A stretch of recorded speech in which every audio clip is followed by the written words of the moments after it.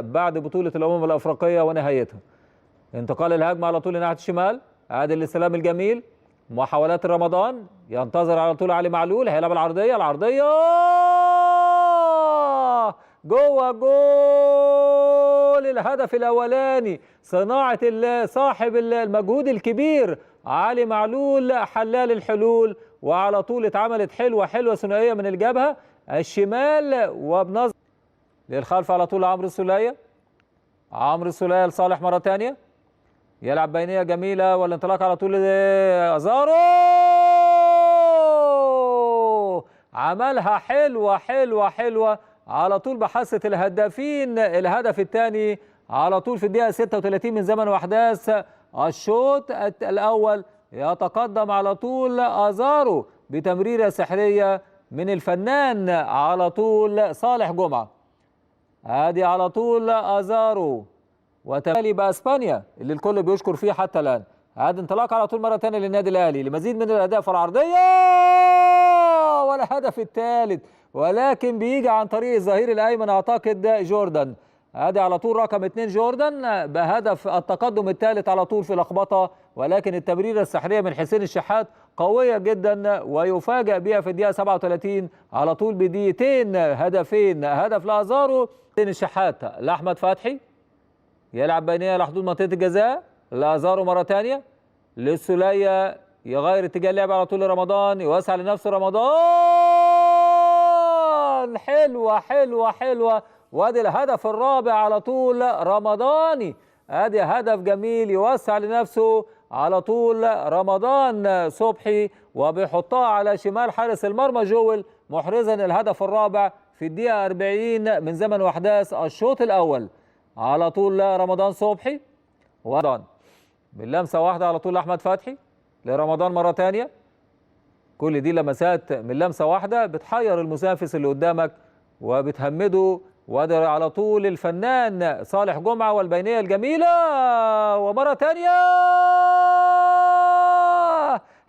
حلوه الترقيصه هي هدف، على طول ازارو بيتالق ومره يمين ومره شمال، هي الترقيصه هي هدف مش محتاجه كلام. في الدقيقه يعني 42 من زمن واحداث الشوط الاولاني على طول يستغل الفرصه ازارو وبيظهر امكانياته على طول، وترقيصه مره يمين ومره شمال لكيفن واساوا ويحرز هدف جميل لازارو، هو الهدف الثاني ليه والهدف الخامس للنادي الاهلي.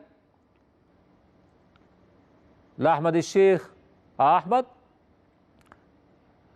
وادي على طول التمريره جوه جول على طول صلاح محسن.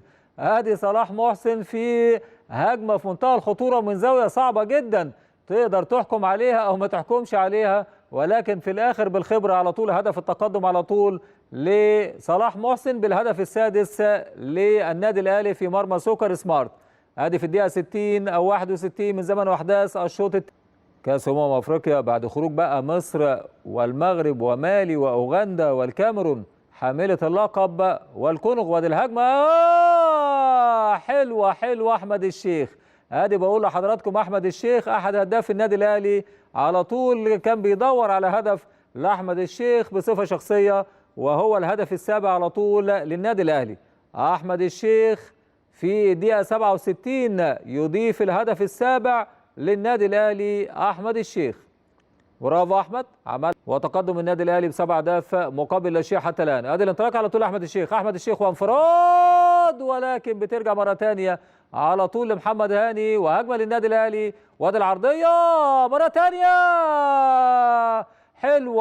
حلوه الناصر ماهر بيخطفها بمهاره عاليه، ولكن اوفر اتعملت حلوه الكره العرضيه من محمد هاني، على طول يخطفها ناصر ماهر. هدف التقدم الثامن لناصر ماهر. ناصر ماهر في الدقيقة 81 من زمن واحداث الشوط الثاني ليتقدم النادي الأهلي ب8 أهداف مقابل. الآن لم ينتهي، هينتهي بعد كأس الأمم أفريقيا بمباريات، وخاصة مباريات الأهلي هي مباراة المقاولين ثم الزمالك. وادي الانطلاقة مرة ثانية على طول أحمد الشيخ وأحمد جوه الجول. لسه بقول لحضراتكم احمد الشيخ بيبحث عن الهدف الثاني وبيرسل الهدية للاعبين والزملاء، وبيتلقى التحية على طول من ناصر ماهر بهدف تاني على طول لأحمد الشيخ، ليتقدم النادي الأهلي ب9 أهداف في مرمى